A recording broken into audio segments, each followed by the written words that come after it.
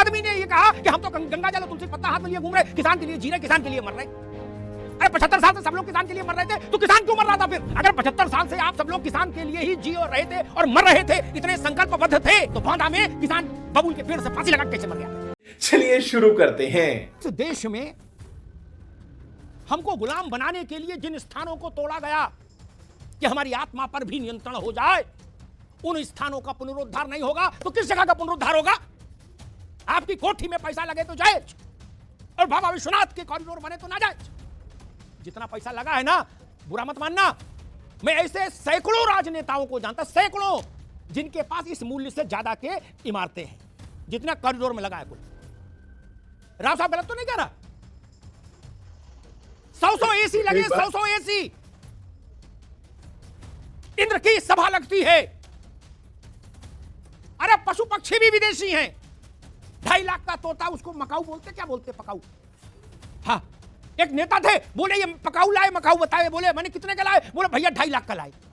वो भी कह रहे थे मैं गरीब के लिए रात भर जगता हूं। मैंने कहा फिर मकाऊ को कब खिलाते जब गरीब के लिए रो रहे हो? 7.5 लाख रुपया का चश्मा। बाबा विश्वनाथ पर सवाल उठाओगे? सिखों ने कभी ये सवाल नहीं उठाया कि गोल्डन टेंपल का कोई आर्थिक मूल्य क्या है, वेटिकन सिटी में पोप की सत्ता क्यों चलती? सवाल ईसाई नहीं उठाते। मक्का और मदीना पर सवाल नहीं उठता। काशी विश्वनाथ पर सवाल उठाने की हिम्मत कैसे हो सकती है? अयोध्या पर सवाल उठाने की हिम्मत कैसे हो सकती है? जब राजनीति नहीं थी, जब पार्टियां नहीं थी, जब नेता नहीं थे, तब इस देश को किसने एक रखा? मेरे मित्र, हम लोग तो बाद में आए हैं नेतागिरी करने के लिए। हजारों साल की गुलामी के बाद भी अगर तुलसी चौरा बचा रहा, उसमें दीपक बाती होती रही, अगर सत्यनारायण की कथा बची रही, अगर बजरंगबली का मंदिर बना रहा, अगर राम सीता विवाह की यादें बनी रही हमारे जहन में, तो यही मठ मंदिर थे जिन्होंने भारत की आत्मा को जीवित रखा। शासक कोई रहा हो, शक आए, हूड़ आए, मुगल आए, कहां कहां के अलवन बलवन सब आ गए, क्या कर लिए? काल के गाल में समा गए। केवल हम जिंदा रहे। कुछ बात है कि हस्ती मिटती नहीं। हम देश बिना परम शक्ति के नहीं रह सकता। उसको प्रतीक चाहिए, उसको आराध्य चाहिए। लोग अपने बाप की उसमें नहीं जाते। बाप गांव रहे तो लड़का नहीं जाता सालों साल।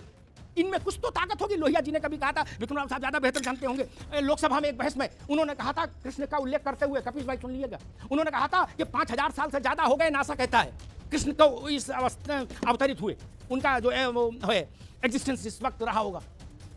बोले 5000 साल से आज तक जिस आदमी का जन्मदिन मन रहा है, वो आदमी कितना बुलंद होगा खुद ही सोच लो। भगवान ना मानो तो भी आदमी बाप का जन्मदिन नहीं मना रहा, बाबा का याद नहीं। ये छोटी शक्तियां हैं क्या? ये भारत की प्राण शक्ति है, प्राणवायु है। ये अवरुद्ध नहीं हो सकती।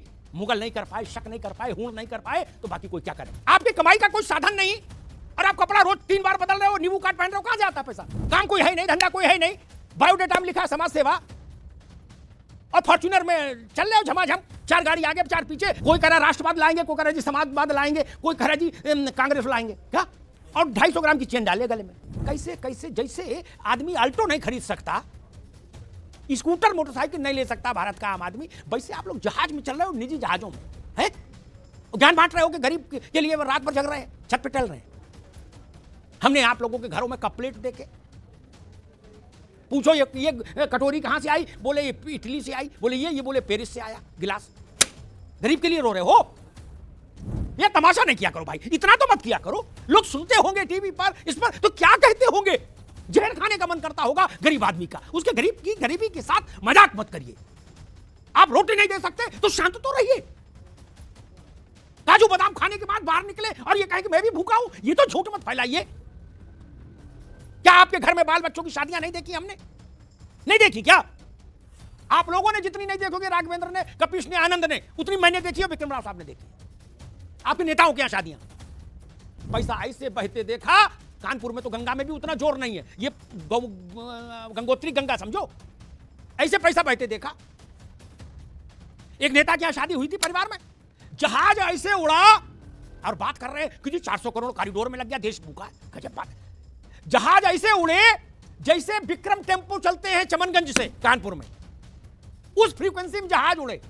विक्रम राव साहब ने कह दिया मुझे पान खाना है, बोले जहाज ले जाओ पान खा के।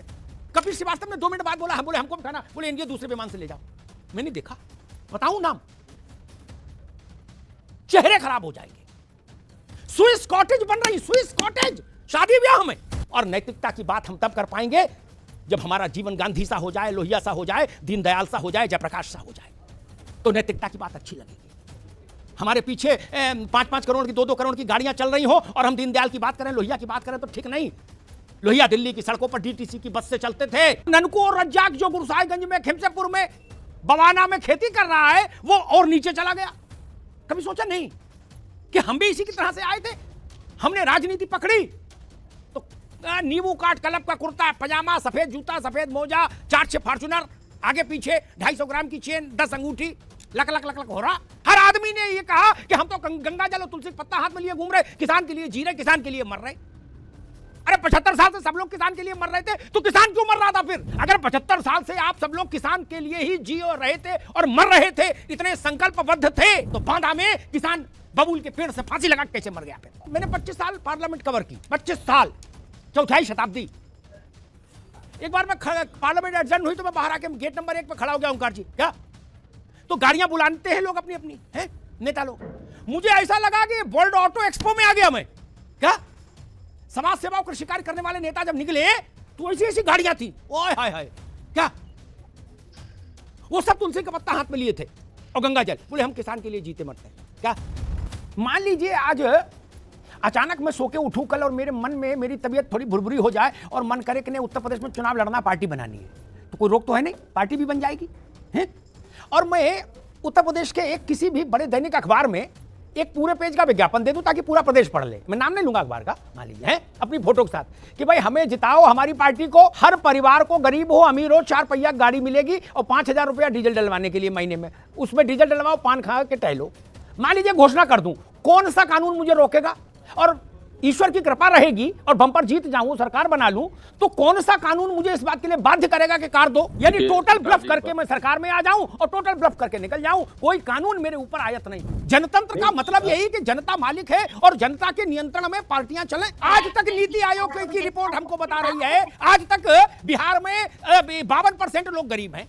यानी 71 में इंदिरा गांधी गरीबी हटा गई थी, तो बिहार में 52% आज तक गरीब क्यों है? 12 लाख, 14 लाख, 15 लाख बच्चा सारे इम्तिहान क्लियर करके बैठा। ये वही बात आप कर रहे हो कि 10,000 की भीड़ और 250 ग्राम लड्डू लेके आ गए, भगदड़ कराओगे? क्यों तमाशा करने पे आमादा हो भाई सब लोग? कौशल जी सुन लीजिए ध्यान से, क्योंकि चुनाव में ये सब मुद्दे लोगों के जहन में रहते हैं, भले टीवी पे ना देखें। और जिनने उनको पर्चा बनाने के लिए चुना, उन अधिकारियों को भी जेल भेजो। बोलो श्री रामचंद्र भगवान की जय। एक भी जेल नहीं गया।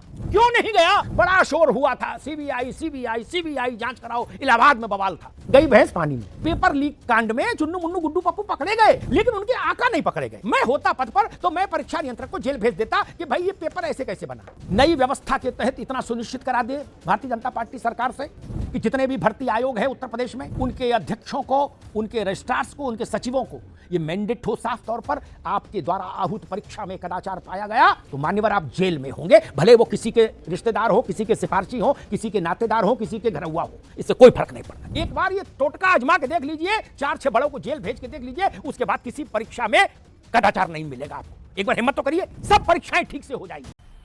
मजा आया और मैं ये जो मजा है हिंदुस्तान के हर व्यक्ति को देना चाहता हूँ। दोस्तों वीडियो अंत तक देखने के लिए आपका बहुत बहुत धन्यवाद।